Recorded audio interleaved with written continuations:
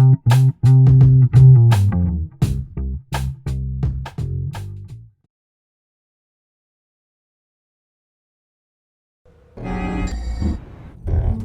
out! Backs your ancestors. Your hands. Hey,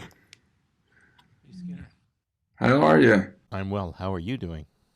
Good. Can you see me okay? I'm in this hotel room, but I'm right by the window to get Yep, no some more. problem at all. Okay, cool. Get a little closer here. Good morning to you. Where are you? I'm in Mannheim, Germany at the moment. Oh, you're right. You're at the festival. Yeah, it's 2 p.m. right now. Um, and I'm so jet lagged. So, uh, So even though it's 8 o'clock over here where I am, I'm probably far more alert than. exactly. Yeah, I've slept maybe 5 hours in the past 2 days.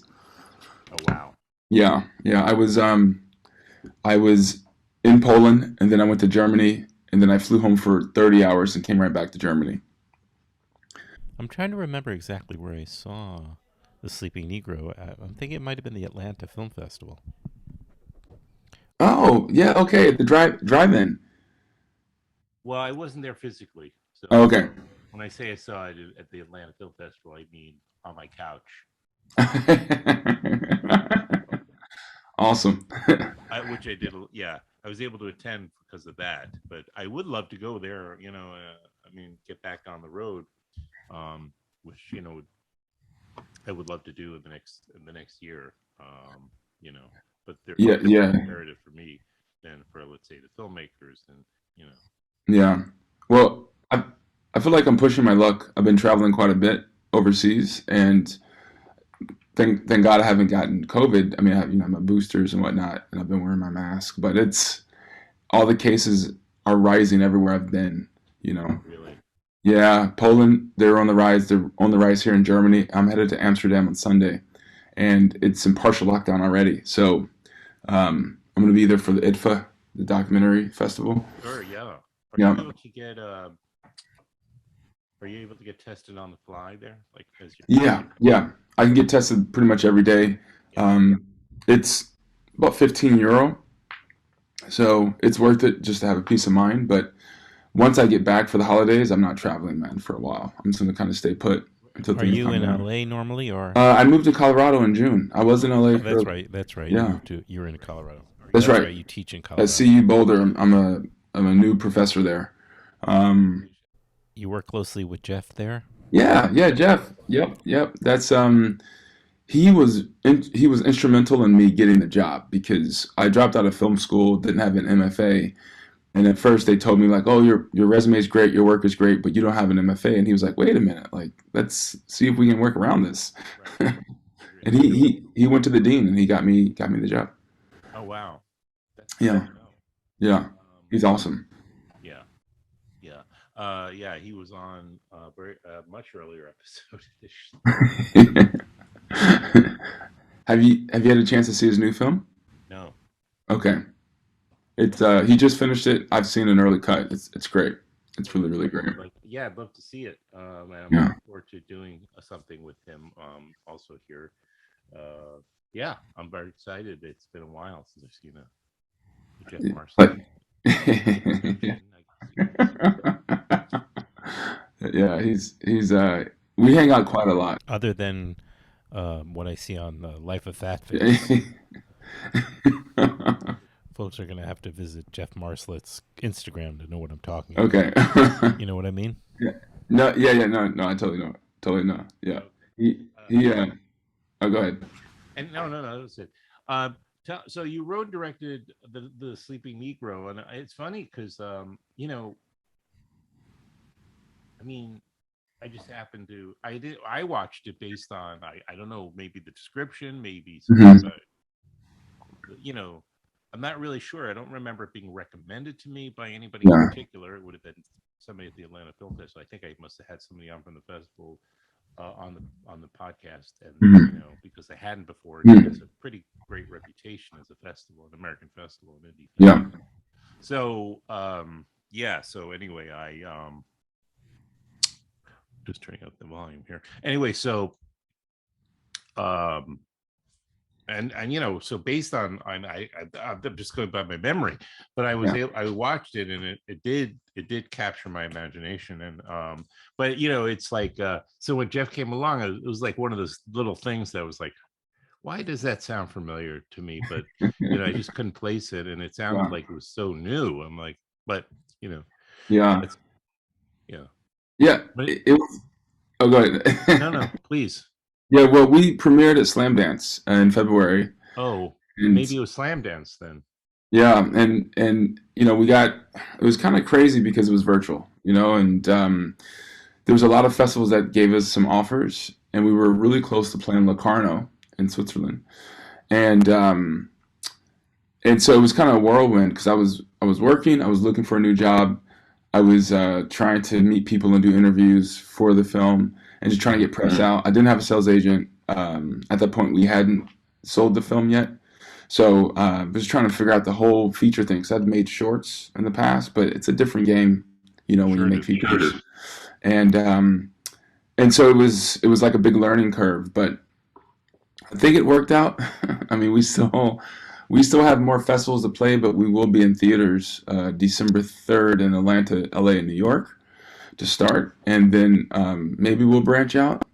And just last night, we won the International Federation of Critics Award here at Mannheim, Heidelberg, which I was so shocked and surprised about. But it's one of those awards where, like, we haven't really won anything with this movie.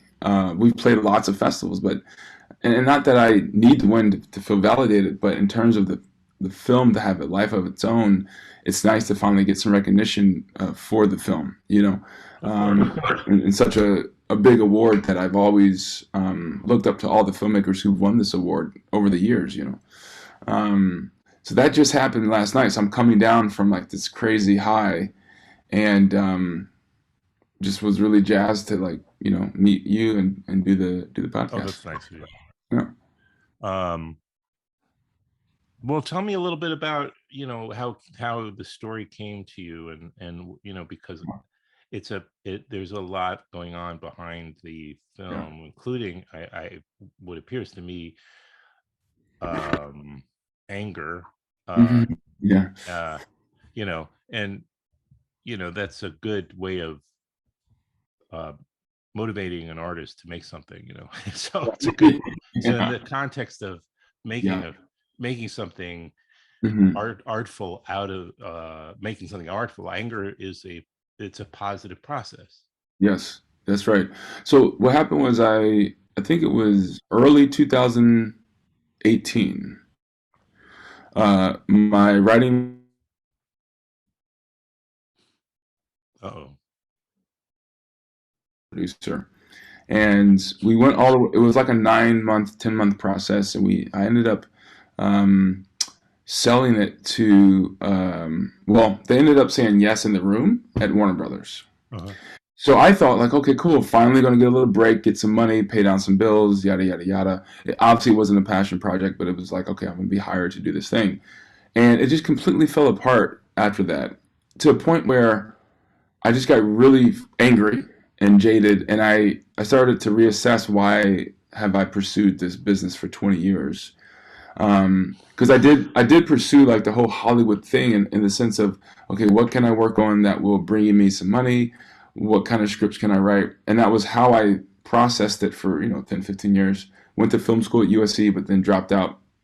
And I just got so angry, man. And then I started thinking about all the, just like, my position as a black artist in Hollywood, the lack of agency, the lack of control of our stories. Then I started thinking about just, like, all the um, messed up racial things in America. You know how I grew up in the South, walking through Klan rallies in high school to get home and stuff like that. And so it just started, like, it was like suppressed rage and frustration that just started building up and building up and building up. And I was like, I really want to make a feature film. I'd only done shorts. I'm 41 at the time. I was 39, and I had written a lot of features, thinking, okay, this is going to be the first feature I make. But getting money was so hard for me, because I didn't know anyone in this business when I started, and all my friends are like me. I mean, we're all trying to get money for our projects. So I started looking at movies that had one actor in them, just to kind of get a sense of like what could I get away with. And I stumbled upon this film called The Man Who Sleeps by Georges Perec, who was a French novelist, avant-garde novelist, who then made his only movie based on his novel. But it's sort of a strange film where this French student just kind of roams Paris for 70 minutes, and then there's this female voice who just like rambles about the mundanity of life, you know. And I found it quite interesting though, and intriguing. So I said, oh, okay, I could do something where I have limited locations and kind of make like an essay film, like, Hmm. like Hmm. mix an essay with like a chamber drama, because I come from the theater, and I was like, if I need to get in order to get actors, I need to give them something to say. And Right. then I was like, I can make this a very interior piece. That way, I could shoot it MOS for most of it, save money. And so my mind started running, like churning with those ideas. And to be honest with you, I just started writing based on scenarios that have happened to me in real life. And I didn't have a structure. I just kind of threw them on paper, and then I started writing out like a surreal, experimentational type of way how I would approach it visually. I just wrote like deep descriptions, and it was a mess, to be honest with you. I mean, I wrote the first script in 3 days, and it was like 40 something pages. And I figured like, oh, we'll just improv, and it just kept. I just kept going back to it and going back to it as I was pursuing Right. pre-production. I didn't wait for the script to be perfect, quote unquote. I was just like, I have enough to start, and that's kind of where it was, man. And some people, some close friends of mine were just like, I don't think this is like a done script. I don't think, like, I don't know how this is gonna look. And I just kind of said, you know what, forget it. I'm just gonna do it. If it sucks, it sucks. Maybe some people will like it, and I didn't know what I was going to get out of it. You know what I'm saying? I just knew that I had to make a feature, utilize this rage, um, in a way that could be creative, and that's kind of how it started. Hmm. Uh, well, to take one of those, I mean, see, you say some of these things that have happened to you. Of course, then what we see is a fiction. It's fiction, but the is it okay? So there's an opening sequence where you're about to get married, correct? Yes. Or Yeah. meet your future in-laws. Yeah. My fiance comes over and she's trying to get ready to meet her parents. Right. Yeah. So this is a really controversial type of conversation where Mhm. I not to bring my own self into it, but uh I've been in an interracial relationship, marriage, in fact. Yeah. So, Yeah. but I think that it gives you a kind of a perspective to these, um, the Mhm. sort of the themes that come Yeah. up. Yeah. Yeah. It's a very, very blatant, and I mean, yeah, it's just very blatant what the Yeah. scene between this man and woman. And of course, I'm sorry, had you had something, I mean, this is, I guess, not really, maybe it's not pertinent to ask, maybe it's not important to ask, but was this taken from your life, this big Well, I'm in an interracial marriage as well. Okay. My wife is Japanese, so Okay. it wasn't that scene wasn't from my personal marriage, but Right. it was amalgamation of basically three people that are very close to me. Um, One is a close family member, and two are just really close friends. Um, Relationships that they had been through. And so I kind of just took all these stories that I knew and anecdotes and things that I've seen, and I put them in that scene because there's a lot of people in their lives who felt like, oh, I'm not racist, and or I've adopted black children, I'm not racist, or I've had lots of black friends, I'm not racist. And it's just that mentality. It's like kind of lazy where um, you don't continue to unlearn and fight for equality just because you feel like you've done the work where by being like associated with. And then I wanted to kind of talk about the sexual fetishization of black males, and that's never talked about. And so usually that's just like in people's subconscious, and I just wanted to make that blunt and out in Yeah, the open. well, blunt is a better word. Yeah, yeah, it's yeah, I think people need to see the film. Just Yeah, if all, that could have been a short film, you know, and yeah. maybe it was. No, but it is a good. What were the kind of conversations, or what were the conversations you had with the actors and that, like with your actress, your act called females actors though? Oh yeah, yeah. Well, Julie and I, we've known each other since we were in our early 20s. I've known her Oh for yeah. over decades. We used to wait tables at a restaurant in New York City called Tupelo Grill, which is now a different name, but it was on 33rd and 8th, right across from the Garden. And she had just finished acting school. She moved there from Boston, and she was headed out to LA. And I was just coming back to New York after getting married and starting school at Columbia University. And so I knew her. I had known Julie for a long time. She's a good friend. I know her husband, her whole family, and I just felt like if anyone was going to do this, she and I had been trying to work together for a decade, and for me, it was just I didn't have any money for the projects that she really wanted to be in, and she was on Mad Men for a few seasons and done lots of TV and some other films. And so when she read it, she was like, "Oh, this is really good, but I'm really scared, to be honest with Hmm. you." And she was like, I don't know if I can do it." And I was like, "Oh," in my head, I was like, "Oh, I hope you do it because, Perfect, yeah, perfect, yeah, perfect. exactly." Because why would you want somebody? Because then you know you're going to get something special. When she makes the Yes, decision to do it, that's right. it's going to be much more special than somebody who doesn't maybe see the danger in that scene. You're absolutely correct. And also, I trusted her and I felt very comfortable with her. Um, and that's why, because I put a casting notice out just in case she said, "Hey, I'm sorry, I can't do this." Right. And you had And to, yeah, sure. and You cast the net, as it were. and I think I got like 2,000 submissions in Wow. LA, and I was like, okay, I would not want to. And people were like, "Oh, I want to do this role." Like, one lady said, "My boyfriend is black. I'm perfect for this role." And now, mind you, no one had seen the script. They just knew the description of the character in a little situation, and they And knew maybe the didn't title. know that she might have been working against her own best interest by saying that. Yeah. That's right. And so, but I didn't want to have to go through auditions with actresses I didn't know to try to build that rapport. Julie and I rehearsed for about a month and a half, but we had known each other for 2 decades, and you cannot replace that Right. familiarity, with someone. So I was very thankful when she did decide to do it, but we shot all of that in 7 hours. I mean, I didn't have her Wow. for That's very yeah. long. But that's Yeah, good. I think that benefits it because you did have this foundation, you know, yeah, the chemistry, yeah. which is sometimes through redoing and doing, you know, and building that trust between actors didn't have to happen necessarily because you did have a history with this person, you know. That's right.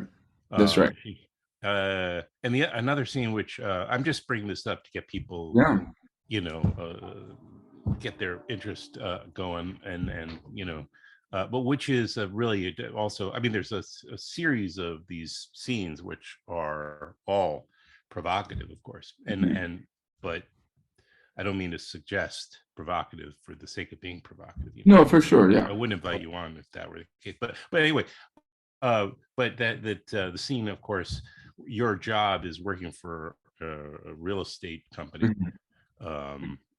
you know, which uh, has no issue with just also using their black employee to go down and throw an African American Yeah. family out of their home because maybe, Yeah. you know, they defaulted on payments, and you know, Yeah. which is related to the, of course, the uh, financial real estate, you know, uh, situation that was occurring about 10 years ago, That's right. 2008. 15 years ago. Yeah.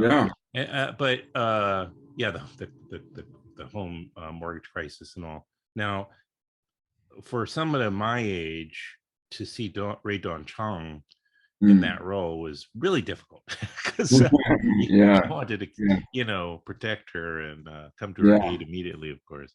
Well, first of all, it's just as a, somebody who grew up watching her. Hmm. How did you manage to cast her? So it's a funny story I haven't because seen her in a while. Ray Don's with me right now in Germany. And so we had a couple of Q&As yesterday. And what happened was about 5 years ago, I was at a party for Kodak in Los Angeles. And I walk in with my buddy Mark Dustin. He doesn't live there anymore, but he was working for a production company. And I know the president of Kodak, Steve Bellamy, quite well.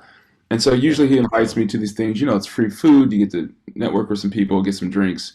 It's sure. in a restaurant. It's only a couple hours. So I was like, oh, let's go over there. So Mark and I went over there, and we're just standing in the corner drinking some wine. It's quite packed, and I noticed Ray Dawn, and I was like, oh my God, that's Ray Dawn Chong. And I was like, I grew up watching her. I was like, telling Mark, and Mark knew who she You, was. you, And by the way, when I say I grew up watching her, I'm probably not that much younger than her.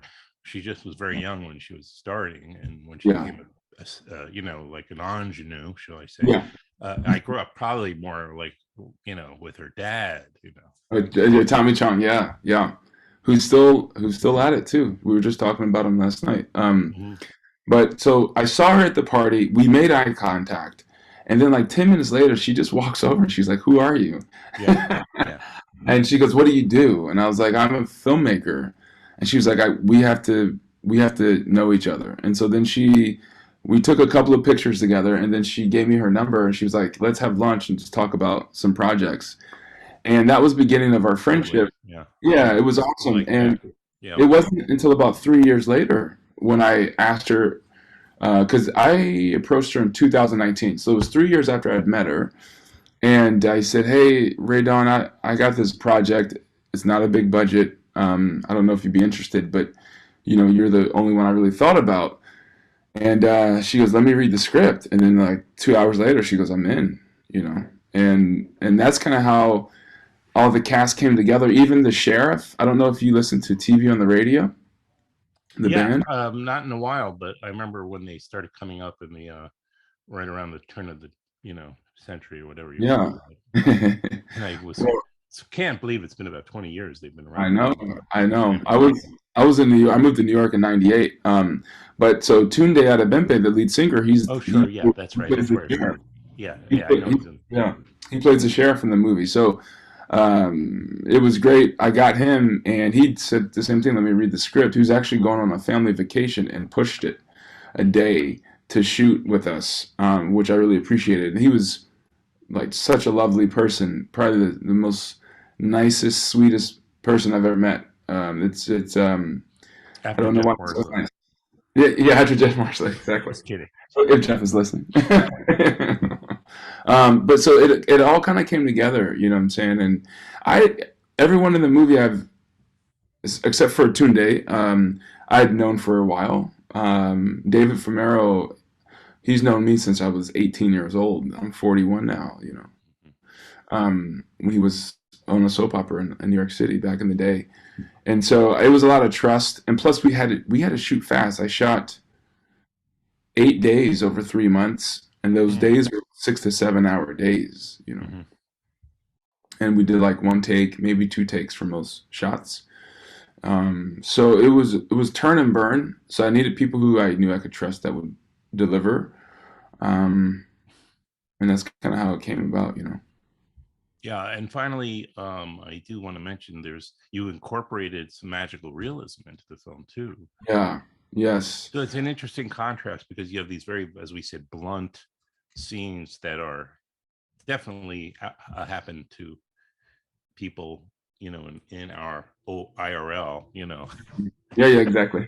These scenes are really, like we've all seen it. We've all been there, having very, painful confrontations, some of which are dramatized, in your film. But uh, then you have these other scenes. Is this from the kind of your film like your being I guess a film fan Yeah. and a film watcher? These were inspired. maybe by the Yeah, influences on they you as were a filmmaker? yeah, no, I mean I love filmmakers like Holly Garima, Charles Burnett, Oh yeah, huge. Julie I've Dadge. actually I've emailed with Charles Burnett one day. Oh, cool. Yeah, His that'd his be fun. his son was one of my students, so I can put you in touch. No, I've If been in touch with oh, Charles. cool, I didn't want to push because sometimes people feel like they don't want to do something like this until they have something something to more present. relevant and contemporary to kind of talk about. And I Yeah. respect that, but I want to get him on because he's just sort of a pioneer. Go Oh, ahead. 100%, Sorry to interrupt. 100%. Yeah. But and then filmmakers like, Bellatar, Rainer Fassbinder, Yeah. um, Andrei Tarkovsky. So I was also too. I'm All working those on a all those comedians of yeah, sorts. exactly. And I'm working on a PhD right now at the University of Amsterdam in film philosophy. So I'm also trying to experiment and reevaluate cinema for Black stories. Um, so it was a little bit of all that. Kind of not knowing how it was going to turn out, trying Hmm. to repurpose some things that really influenced me cinematically. Um, you know, the next film I want to make is probably going to be a lot different aesthetically, but it still is going to have some of those roots because it's just a constant exploration. So yeah, there was a lot of inspiration um, for some of the surreal elements. Louis Buñuel is another great filmmaker that I Sure. really, Well, really love, the and master. Yeah. the master. And so just trying to figure out like um, how I can use surrealism, existentialism to kind of liberate Black cinema. Pick up from where Charles and Haley and everyone from the LA Rebellion, Billy Woodbury, Bill Gunn, uh, all those amazing filmmakers, uh, Camille Billups, all those Yeah. filmmakers where they left off, and because that's there's no money in that in Hollywood, and so I'm not really here for the Hollywood thing. I want to really do something that is long lasting. Sure. Endures. And yeah. And I think you are. And um I think you also make a strong argument about doing your homework as a filmmaker and really, do you have to go to film school? Do you have to get a PhD necessarily? Maybe not, but you should get a PhD at home or Hmm. in Hmm. life, in Yeah, terms of building the groundwork. So I think that it is important, uh, to that's right. just watch, It's watch, watch, watch, and watch yeah, some more. it's important to know cinematic tradition, like where cinema comes from, where it originates, and then how it can still be reinvented because it's compared to other artworks, it's not that old. Right. And especially for Black cinema, if you look at African cinema, I mean, African cinema started in the late '60s, and it wasn't in all the countries. I mean, it's so new in Africa. So, um, and you have this colonization of entertainment that Hollywood has been great at. So people are forgetting the aspects of the culture to try to assimilate into something that will make them money, just because their financial situation based on imperialism and all that is so messed up. Mhm. And the goal is just to remind people with rich cultures, like, you have something that's very special. Don't give that up just to try to make a buck on some franchise. Um, and I want to try to do that for the Black community in America as well, because we have Black Hollywood, we don't have Black cinema, is my Hmm. opinion. Hmm. Hmm. Um, the name of the film is The Sleeping Negro. It's written and directed by Skinner Myers. And where how are people going to be able to see it? It's coming to New York, right? Um, Isn't it? so it's coming to New York at Um, the New York African Diaspora International Film Fest. Will be at the Sinopolis in Chelsea, November mhm. 26th. I'll be there. There's a Q&A by a good friend, Mtume Gant, who's a great filmmaker, artist, and professor in New York. He'll be leading the discussion at the end, and then it's going to run at the Cinema Village starting December 3rd Okay. for its theatrical run. It'll be at the Laemmle Theaters in LA December 3rd and the Plaza Theater in Atlanta starting December 10th. We are going to be in Warsaw, Poland, back in Poland next month at the Africamera Film Fest. and it will be streaming and DVD, but I'm just not sure. Probably sometime next spring. But we still have a few more festivals to play, um, and just look out for it. Where you can get it. But in theaters, hopefully, it runs for a little bit. We're hoping for a couple of weeks, two or Right. 3 weeks, Yeah. and see. It may be in Denver too. They just told me we just played the Denver Film Fest, and we actually may book Denver for a theatrical run as well. Well, that So would that make would be really sense. cool. Yeah, Right. that'd be You have a cool because I'm community of there. people there who will support you based on your Yeah, that's your current home, and yeah. yeah, that's And we just won this award, so I'm hoping it'll help us find a distribution here in Germany and France and Italy where we've played festivals at already. And we gotten good press. We just hadn't won anything, and now we have something, and maybe that'll entice people to go. congratulations. Yeah. Thank you. Yeah, I Thank hope so too. I'm you. Yeah. glad, and I'm grateful to Jeff and putting us together. Yes, me too. Yeah, and I, yeah, I should have reached out. It's tricky because the timing of everything, and then if I don't get often, during the festivals, I might have an opportunity to reach out to some of the filmmakers or some of the people associated with whatever films are there, and then connect at that time, and then maybe reconnect when it gets sold, the film gets Yeah. sold and distributed. But sometimes you just don't, you're not on the mailing list, the right mailing list, the Yeah. right Yeah. publicist or something. So this was a beautiful roundabout way of making a new friend. I appreciate you. Yeah. I appreciate your unique and voice in cinema, and Thank you. I hope we could stay in touch. And Of course. Yeah, I would love that. I would love that. And when Jeff and I get out to New York, we can all hang out. oh, that'd be great. Yeah, oh, that's right, I have to come down for that. I'm a little north of the city right now, so I have to do that and celebrate with when his film gets there too. Yeah. Yeah, oh for sure. Yeah, Yeah. it's gonna be it's a really special film. I can't wait for you to see it. It's really cool. Uh, I can't believe he pulled it off, honestly. It's like Yeah. it's quite the film. It's quite the film. Well, uh, it'll be that I can use that clip maybe leading into my so you might be back on the show with that. Anyway, have a good afternoon, evening today Thank you. in Thank you. Germany at the festival, and congratulations on your award. And yeah, I guess I'll post this sometime around maybe it makes more sense to wait for the theatrical, a little closer to the theatrical then. Yeah, Hopefully. that sounds cool. Yeah. That sounds cool. Yeah. All right, man. Well, all right, cool, man. Well, have a good morning. You too. Well, Okay. great. All right. All right, bye. Bye-bye.